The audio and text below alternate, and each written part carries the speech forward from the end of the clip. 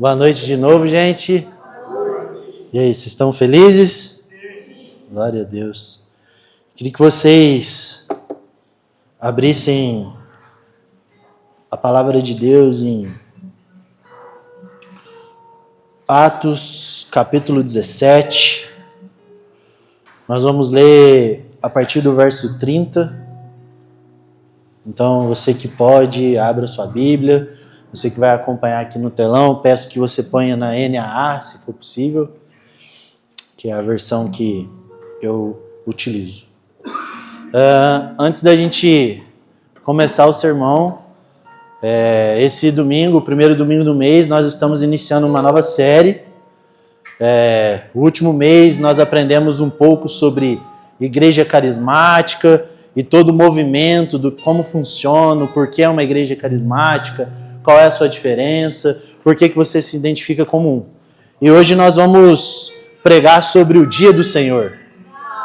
Vamos lá, gente. Sobre o dia do Senhor. Glória a Deus. É uma rotina para nós, né? Estarmos sempre ministrando sobre a volta de Jesus. E nós temos como um privilégio a graça de sempre ministrar sobre esse assunto, porque nós, como comunidade, acreditamos que o centro do Evangelho é a expressão Maranata. Então, como nós vamos anunciar o Evangelho completo e fazer com que a volta, a cruz e a ressurreição faça sentido se nós não temos uma esperança gloriosa? Então, a partir desse domingo, nós vamos, então, ministrar sobre o termo escatologia e nós chamamos essa série sobre o dia do Senhor. Por quê? Porque nas escrituras de Gênesis a Apocalipse vai aparecer o termo, o dia do Senhor. E esse dia tem como referência a volta de Jesus. Amém? Então, vamos lá ler o texto comigo, por favor. Atos 17, a partir do versículo 30, diz assim: Deus não levou em conta os tempos da ignorância, mas agora Ele ordena a todas as pessoas, em todos os lugares, que se arrependam.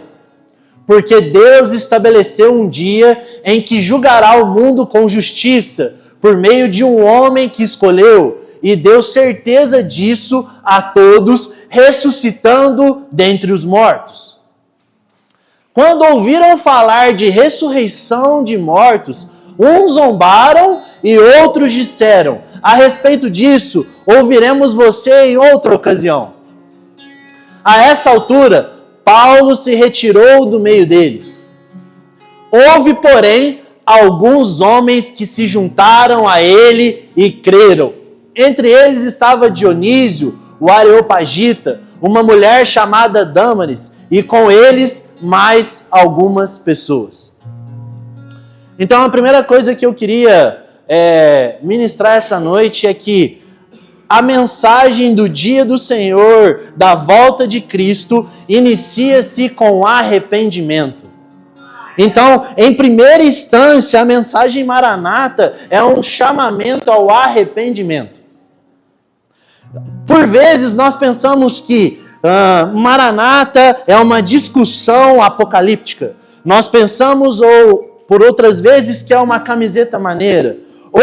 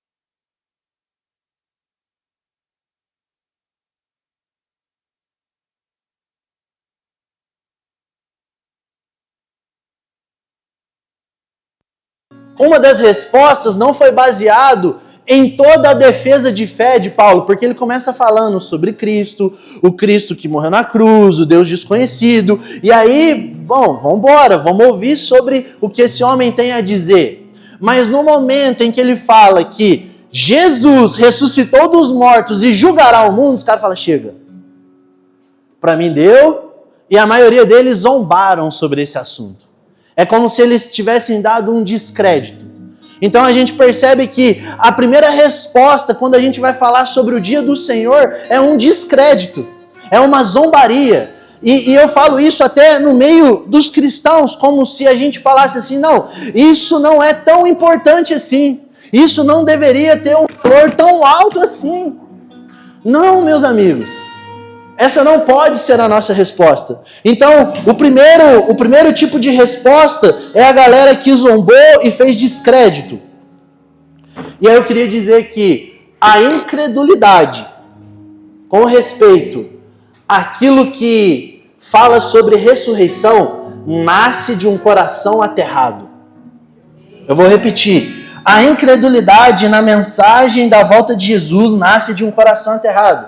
O que isso significa? É quando nós pensamos que o Evangelho é sobre o agora. É quando nós resumimos a mensagem do Evangelho em que Cristo morreu por nós e pode nos dar uma vida boa. E eu não estou contrapondo de que Deus pode fazer algo agora.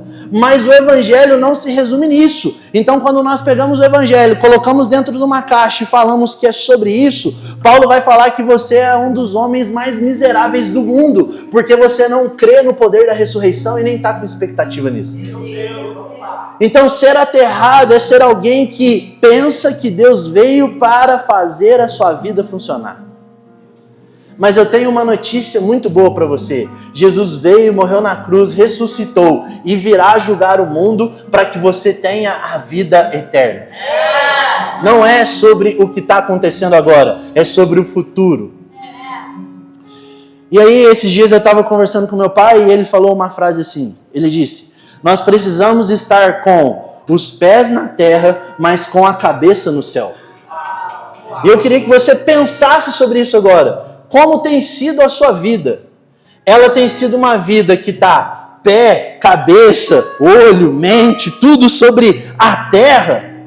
Ou você se identifica como alguém que está na terra e anuncia as boas novas, mas a sua cabeça, a sua mentalidade, a sua perspectiva, o seu crescimento, o seu aumento, a sua esperança está no céu?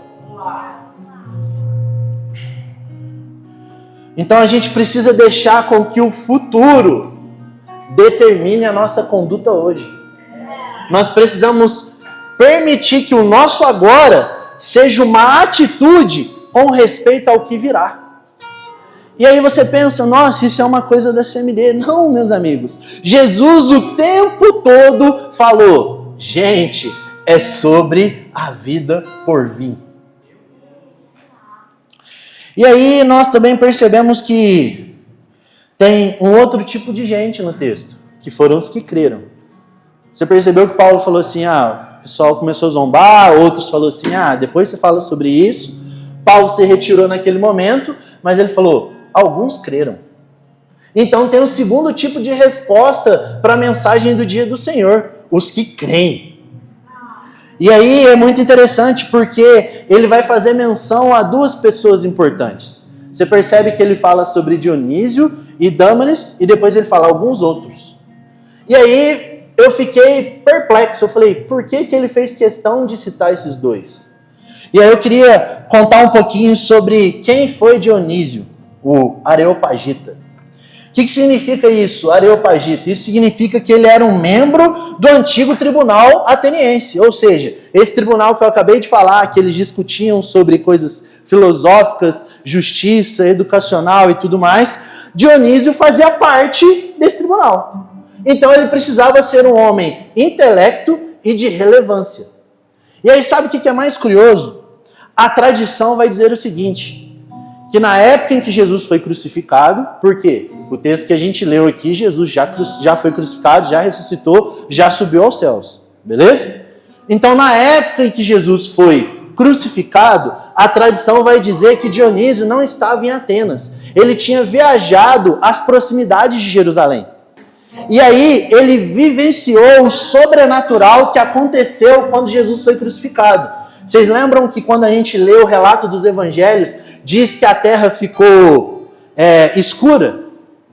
Que de certa hora, tal hora, a terra ficou obscura quando Jesus foi crucificado. E aí Dionísio, ele vivenciou isso, ele viu isso. E quando você vai estudar o livro dos Hebreus, escrito por Eusébio de Cesareia, ele vai nos contar que esse Dionísio, nessa época, ele escreveu uma frase que se popularizou. Ele disse o seguinte: Deus sofre ou está sempre desanimado. Beleza? Então ele viu que tudo ficou obscuro e ele falou, cara, Deus sofre e está sempre desanimado. Só que aí o que acontece? Ele está lá no tribunal, chega Paulo e começa a falar sobre o Cristo que ressuscitou. E aquilo é como uma metanoia na mente dele. E ele percebe que Cristo venceu a morte e dissipou as trevas densas e trouxe a luz ao mundo. Então ele passou a crer que aquele Cristo que ele achava que era um Deus desanimado, na verdade triunfou. E aquilo pegou o coração de Dionísio. Vocês estão comigo, gente? Só que o que é interessante é que na mensagem, quando a gente lê os versículos, Paulo ele pega e fala sobre o dia que Deus julgará o mundo. Então, quando Paulo usa essa expressão, ele entrou dentro do convívio de Dionísio, porque uma das coisas que aconteciam no tribunal ali era julgamento das situações. E sabe o que é curioso? Eles vão dizer que esse tribunal ele foi muito considerado porque eles falavam que eles julgavam de maneira justa. Olha que interessante. Então, quando ele fala que Jesus ia aplicar a justiça, Dionísio entendeu sobre isso. E aí, imagino eu agora que ele compreendeu que a plena justiça seria estabelecida por Cristo. Você entende isso? Que ele gastava a vida dele para ser justo na justiça. Mas ele se deparou com um homem que ele achava que tinha sido derrotado, mas que na verdade ressuscitou e era aquele que julgaria o mundo com plena justiça. Então ele pega e coloca o seu depósito de fé em Jesus. E por isso Paulo faz menção dele. Porque eu preciso que vocês entendam que quando Dionísio desce da cadeira e começa a seguir Paulo por causa da mensagem, isso foi um escândalo. Porque, mano, era um ateniense, um cara intelectual de relevância, dizendo, eu creio na mensagem da ressurreição. Vocês estão aí, gente? A gente vai chegar num lugar. E aí, o que eu quero aprender com isso, o que eu quero aplicar com essa verdade? Eu queria que vocês abrissem agora em Atos 10, versículo 42. Atos 10, 42. Estou um pouco nervoso. Ó, viu? Você acha que eu não vi? Atos 10, 42. Jesus nos mandou pregar ao povo e testemunhar que ele foi constituído por Deus como juiz de vivos e de mortos. Percebe aqui de novo Paulo trazendo a ideia de que Jesus foi constituído um juiz e ele julga os vivos e julgará os mortos. E aí, aonde eu quero chegar com vocês? Nós precisamos entender que a promessa da justiça divina está sobre nós. Então, quando eu falo que haverá o dia do Senhor, nós precisamos entender que haverá uma justiça sobre a terra e ele julgará o mundo. E o mundo é você. Você está dentro do mundo. Seja você vivo na volta do Senhor ou seja você morto na volta do Senhor. Deus julgará com justiça o mundo. E aí eu queria que a gente entendesse um pouco o que é justiça de uma maneira prática. Vamos pensar aqui, por que vocês vão trabalhar amanhã? Ou melhor, por que você vai chegar segunda, você vai trabalhar e você vai trabalhar o mês inteiro? Por que você vai fazer isso? Você vai fazer isso Porque é justo que você receba um pagamento. Por quê? Você trabalha porque o trabalho é pago, ou seja, o seu serviço é remunerado. O seu salário é o pagamento do que você fez, porque isso é justo. E vocês entendem que vocês têm muita fé? Porque amanhã você vai pegar, seja qual for a sua atividade, e vai trabalhar. Quem disse que no final do mês você vai ser pago? Fé. Então, se você tem fé num homem caído, terreno, por que você não tem fé de que Deus pagará as suas atitudes aqui na terra? Então, quando nós falamos de justiça e eternidade, nós estamos falando de um pagamento final sobre recompensas eternas. Então, nós precisamos permitir que a nossa vida seja vivida de acordo com o pagamento do último dia. Sabe por quê? Porque nós vamos prestar contas. Uma das perspectivas do ensinamento Maranata é que você prestará contas. Gente, você prestará contas. Vocês estão aí, gente? E eu preciso gastar uns minutinhos aqui para explicar isso, tudo bem? Por quê? Se eu pegar e terminar a mensagem por aqui e continuar o meu raciocínio, você pode pensar que a salvação é por mérito. Você pode falar, entendi, então eu tenho que fazer coisas boas para obter a minha salvação. Beleza? Não, eu não disse nada disso. Eu falei que você, como um trabalhador de Deus, receberá recompensas eternas. Então eu estou dizendo que você crê em Cristo, e se você crê em Cristo, se arrepende das suas obras caídas, você prestará contas de um serviço para obter recompensas eternas. Então eu estou falando com pessoas que creem que estão salvas em Cristo pelo mérito de Cristo no sacrifício do Cordeiro. Só que beleza, o evangelho não acabou aí. Agora você vai prestar contas e Deus pode te chamar de servo bom e fiel.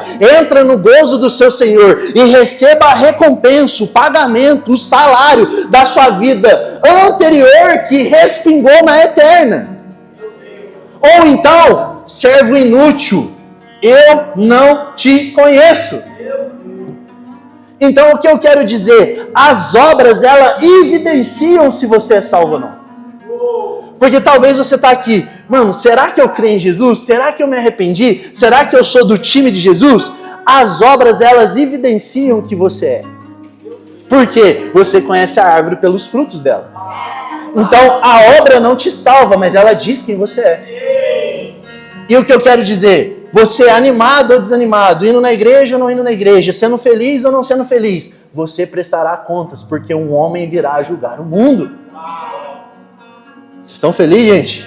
Então, quando nós falamos assim, Maranata, nós estamos falando, venha juiz de vivos e de mortos, e julgue o mundo, e pague o meu salário. E tá aí, cara. E por vezes a gente pensa o seguinte, mano, se eu entrar na frestinha da porta do céu, eu tô feliz. Só que sabe qual que é o problema disso? É que essa mente medíocre é do homem caído e não de Deus. Por quê? Vou te provar. O Dedê te dou 5 talentos, o Ariadne te dou 2, Ruth te dou 1. Multiplicou 10, parabéns, bem-vindo. Multiplicou 4, parabéns, bem-vindo. Não multipliquei, mas assim, eu quero entrar pela frestinha. Fala, não te conheço não, eu vou tomar o que é seu, eu vou dar para ele e some. Quem tá me entendendo? Então, essa perspectiva de, mano, eu vou fazer o mínimo para entrar com jeitinho brasileiro. A parábola dos talentos já te corta. Porque se você der o jeitinho brasileiro de só devolver 1 talento, ele vai falar, cara, servo mal, eu não te conheço. Até o que você tinha vai ser tirado. E aí, cara, Maranata? Maranata. A justiça de Deus sobre nós. Estão felizes, gente? E aí quando nós falamos sobre essa perspectiva, né? Nossa, Dionísio olhou, ele entendeu e ele se tornou um servo fiel. Sabe por quê? A história vai dizer que ele se tornou o primeiro pastor de Atenas. Olha isso, mano. Ele falou, uau, Jesus ressuscitou, eu creio nisso. Vamos trabalhar, porque eu preciso de recompensas eternas no dia do Senhor. E aí ele se tornou o primeiro pastor de Atenas. E aí nós temos uma outra situação aqui, né, que é a Dâmaris. Parece que fala Dâmaris, né, mas não tenho certeza. Ela, provavelmente, ela era uma mulher de influência. Por quê? Porque se Paulo citou o nome dela, ela tinha que ser de influência. Segundo, se essa mulher estava lá no tribunal ateniense, ela tinha que ser relevante.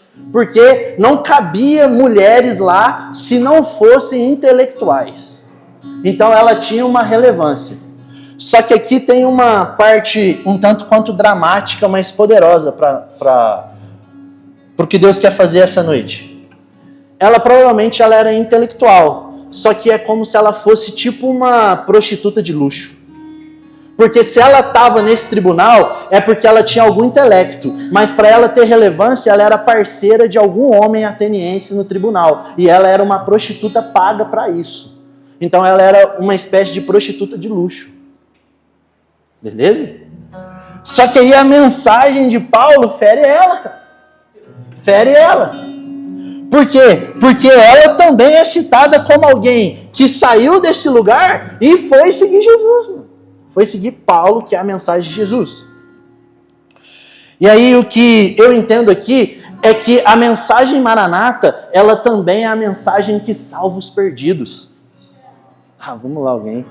Se você se encontra perdido essa noite, a mensagem do dia do Senhor não é uma mensagem de terror, é uma mensagem de esperança, porque ela salva os perdidos. Ela salva os perdidos. Só que você, como alguém que se encontra perdido, precisa dizer, eu vou te seguir. Apesar de... Por quê? Porque se você pensa que para você já era, porque você está em densas trevas e você está muito mergulhado no pecado e você é ridicularizado, como talvez essa mulher fosse, ela entendeu que a luz de Cristo brilhou sobre as trevas dela e dissipou qualquer tipo de condenação por meio da fé. Então não há condenação para aqueles que estão em Cristo. Estão aí. Então a mensagem Maranata, ela também salva os perdidos. Ou seja, a mensagem Maranata também tem que nos impulsionar a pregar o Evangelho. Porque o dia do Senhor está às portas. E ela, não diferente de Dionísio, ela também entendeu o viver de olho nas recompensas futuras. Porque sabe o que vai ser mencionado sobre ela na história? No livro de Eusébio, vai dizer que ela foi uma evangelista na igreja primitiva. Meu Deus, você entende isso? Ela falou, eu estava condenada com uma capa de intelectualidade, mas Jesus me libertou da minha mentira. E eu preciso anunciar que mesmo você que está na pior escuridão do mundo, Jesus pode acender a luz. E ela se tornou uma evangelista da igreja primitiva. E agora que a mensagem vai começar a criar o sentido que eu gostaria essa noite. Por quê? É também no grande dia do Senhor que a promessa do cumprimento da aliança vai ser realizada. O que é isso, Leandro? Não entendi. O que eu estou dizendo para você é o seguinte, que a promessa que Deus fez lá no Antigo Testamento, que ele casaria com o povo, vai ser cumprido no dia do Senhor. E aí você começa a entender a cabeça dessa mulher. Ela era adúltera, ela era prostituta de luxo. Só que, Leandro, em qual momento no texto que Paulo resolveu isso? Paulo resolveu isso. No versículo 31, quando ele afirma, na versão que a gente leu, aparece assim, quando um homem julgar o mundo, ou quando o homem julgar o mundo. Beleza? Na NAA disse o homem, mas na versão mais antiga, que é a Almeida Revista Atualizada e todas essas versões um pouco mais antigas, ela não vai trazer a expressão homem. Ela vai trazer uma expressão que está no vocabulário do crentez. Ô varão! Ô varão! Quem já ouviu isso? E aí nas escrituras vai estar escrito assim, porque Deus escolheu o varão no qual julgará o mundo. Beleza? Sabe o que significa a palavra varão no original ali? Significa noivo, futuro marido. Vocês estão entendendo? Paulo falou assim, porque haverá um tempo que virá um noivo, um futuro marido, e ele julgará a terra. E essa mulher disse, eu vou ser livre de mim mesma. E eu vou anunciar isso a todos os povos. Por quê? Porque eu criei no dia do Senhor. Eu criei na justiça de Deus. E o tema da mensagem hoje é a aproximação do fim. E é aqui que você vai começar a entender por que o fim está se aproximando. Porque quando nós pensamos então na promessa de um futuro marido, da plenitude, do casamento entre Deus e o seu povo, nós vamos ter que ler Cantares, mano. Porque Cantares fala exatamente sobre isso, sobre o amor de Deus com a sua igreja, com o seu povo. Até quero consertar, não é com a sua igreja, é com o seu povo. Porque se a gente falar com a sua igreja, nós excluímos Israel, e Israel não foi excluído do plano de Deus. Então é o amor de Deus com o seu povo, gentios e judeus. Eu queria que você abrisse comigo aí Cantares 5, a partir do versículo 4. Cantares 5, a partir do versículo 4.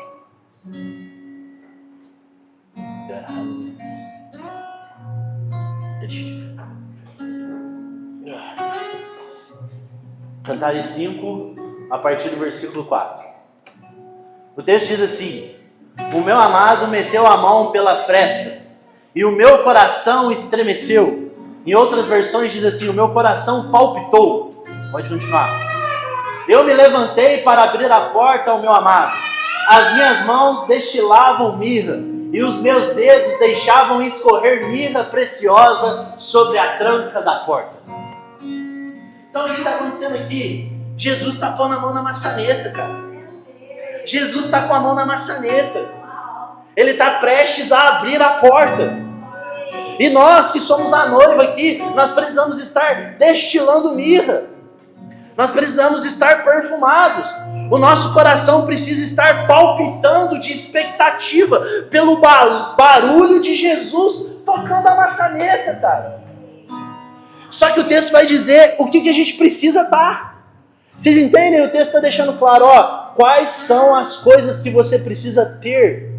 Mirra por todo o seu corpo e um coração com santa expectativa.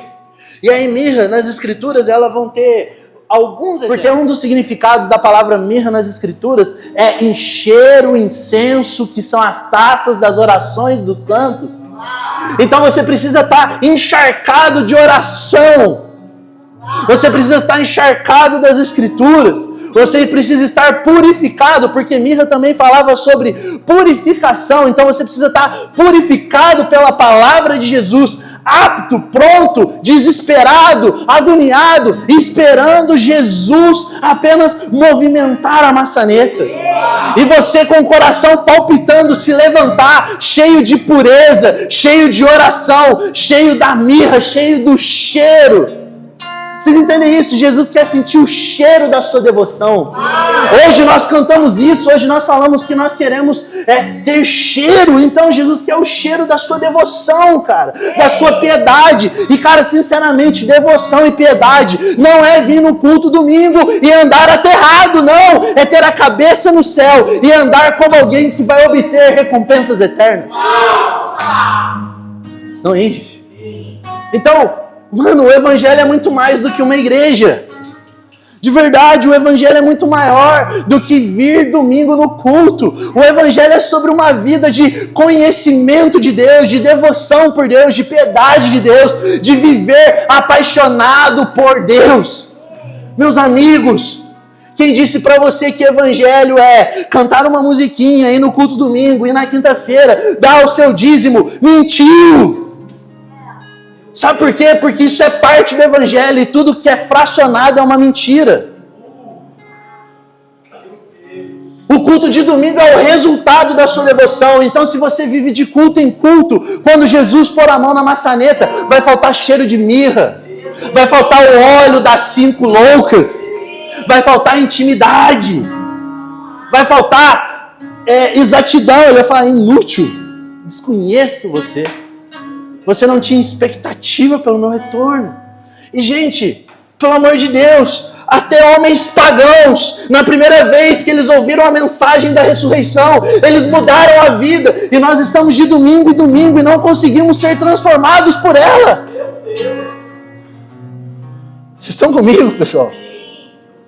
E quando eu afirmo que o fim está próximo, eu não estou de maneira nenhuma querendo dizer para você qual é o dia, qual é a hora. Porque, mano, isso não cabe a nós, isso não cabe a mim. Isso é viajar na maionese. Então eu não estou dizendo nem o dia, nem a hora. Eu também não estou me baseando em teorias da conspiração. Ah, porque aconteceu aquilo lá, porque aconteceu aquilo outro, que isso, que aquilo. Não, pelo amor de Deus. Não estraguem a escatologia, pelo amor de Deus. É a mensagem mais linda do Evangelho. Não misture ela com teorias da conspiração, cara. Então eu também não estou baseado em teorias que estão afirmando que Jesus está ali por causa disso, por causa daquilo. Não. O que eu estou falando para vocês é o seguinte: eu estou com muito zelo e muito amor por Jesus, para que isso gere em vocês expectativa no amado. Então, quando eu digo que a hora está próxima, eu estou afirmando que, gente, acorda, levanta da cama, se encha de mirra, aprenda a se relacionar com Deus para que você tenha uma expectativa nele e não no que ele pode dar. Aprenda a conhecer o coração de Deus. Então é um zelo, é tipo: igreja, vamos nos adornar ao Cordeiro, porque está se aproximando o fim. E quando eu falo está se aproximando o fim, eu não estou simplesmente falando: Dedê, toma cuidado, cara, você vai para o inferno. Não que isso seja uma mentira, isso é uma verdade. Mas eu estou dizendo: mano, você pode conhecer a Deus. A proposta Maranata não é fuja do inferno, é conheça a Deus, experimente a Deus, se relacione com Deus. Toque em Deus, seja mudado por Deus, tenha cheiro de Deus. A mensagem Maranata é Deus governando corporalmente de Israel a todas as nações. É a justiça espalhada sobre a terra, é o reino estabelecido, é o Pai habitando entre os homens. Não é sobre, eu vou descansar das minhas obras. Não, mano, é estar com Deus para todo sempre. Só que você precisa hoje, meu amigo, acordar. Você precisa hoje ter mirra. Você precisa hoje entender que um homem julgará o mundo. Nós precisamos estar adornados para o fim. Eu não sei a hora, mas se você continuar frequentando a nossa série, você vai perceber que vai ter uma pregação que a gente vai falar os sinais do fim. E, mano, os sinais bíblicos do fim. Não é os sinais do fim que o fulaninho gravou no YouTube, não. O que a Bíblia está dizendo sobre os sinais. Essa é a próxima mensagem. E aí, para a gente definitivamente caminhar para o final, eu queria que você abrisse em 1 João, capítulo 2, versículo 18. 1 João, capítulo 2, versículo 18. Eu achei que a igreja aqui era muito fresca. Eu descobri que talvez ela é mais quente que a outra. Puxa vida, tá quente. Não fazendo nenhum vento, não vem nenhum vento aqui. 1 João 12, 18. Obrigado, Ruth. O texto diz assim: filhinhos, esta é a última hora. E como vocês ouviram que o anticristo vem, também agora muitos anticristos têm surgido. Por isso sabemos que é a última hora. Eu preciso explicar isso aqui, né? Porque falou anticristo, já fala: ih, meu Deus, que medo e tal. Vamos lá, crente. Maior é o que está em nós do que o que está no mundo. Eu li Apocalipse, vai dar certo no final, gente. Vai dar certo. Só que o texto diz assim, João faz uma afirmação muito forte, ele fala, esta é a última hora. Por quê? Por que, João, que é a última hora? Ele fala assim, porque vocês sabem que vai vir um anticristo. Só que qual é o sinal que o anticristo vai vir? Muitos anticristos têm aparecido. Aí eu queria te ensinar uma coisa essa noite. Ele não disse anti-Jesus, ele disse anticristo. Cristo significa que ele é o Senhor. Então não é anti-salvação, é anti-senhorio de Deus. Então nos últimos dias vão aparecer muitas pessoas pregando um falso evangelho, falando, Jesus te ama. Porque eu não sou anti-Jesus, eu sou anti-Cristo, eu sou anti o Senhor. Eu sou anti o rei, eu sou anti a ordem, eu sou anti o limite, eu sou anti tudo que quer me estabelecer no caminho. E sabe outra coisa que eu queria te ensinar? É que anticristo tem Cristo. A gente pensa que o anticristo é o diabo. Nossa, imagina um cara bem feio, uma coisa bem feia, bem horrenda, querendo destruir tudo. Aí você fala, esse é o anticristo. Não. O anticristo tem Cristo. O anticristo parece Cristo. Porque se ele não parecesse Cristo, como ele enganaria a muitos? Só que agora, como ele enganaria você que está esperando por ele? Como o anticristo, que só se parece com Cristo, que quer arrancar o senhorio da mensagem do evangelho, como ele enganaria você que está palpitando, apaixonado por aquele que você se relacionou? Eu não tenho como ser enganado sobre aquilo que eu conheço. Só que sobre aquilo que eu ouvi falar, eu corro o risco de ser enganado. Vocês estão entendendo, gente? E você percebe que João falou, essa é a última hora. Muitos anos atrás. E o Alessandro Vilas Boas, em uma mensagem dele, ele até brinca, ele fala, mano, se quando João escreveu era a última hora, nós estamos nos últimos minutos. Quem está entendendo? Só que, cara, o que eu queria que a gente compreendesse, então. Eu não quero que você jogue fora nada que eu falei, porque eu ensinei muita coisa boa, eu achei. Vocês achou, gente? Glória a Deus. Mas se você vai guardar uma coisa, eu quero que você guarde o grande finale agora. Porque a mensagem aqui é sobre o fervor da última hora. Porque quando João, ele fala, filhinhos, essa é a última hora, ele está querendo gerar no povo santo de Deus um fervor da última hora. E aí eu podia até chamar essa mensagem de o fervor da última hora. Mas é que eu acho que a aproximação do fim é mais dramático, né? Mas por que o fervor da última hora? Eu queria conjecturar com você agora, porque eu acho que vai fazer muito sentido para você. Imagina comigo que você está trabalhando e você tem um serviço a entregar. Certo? E você está ali o dia ali trabalhando. Só que de repente você olha no seu relógio e fala assim, cara, falta 1 hora só para finalizar o período do meu serviço. Só que eu tô com um serviço inacabado. O que você vai fazer? Você vai acelerar, mano. Você vai começar a correr. E você vai aumentar a sua dedicação. Você vai aumentar a sua intensidade. Por quê? Porque você quer terminar o trabalho para entregar. Vocês estão entendendo? Então, quando eu falo que é a última hora, eu quero aumentar o fervor de vocês. Por quê? Por que você intensifica o seu trabalho para entregar? Porque você quer a recompensa do seu trabalho.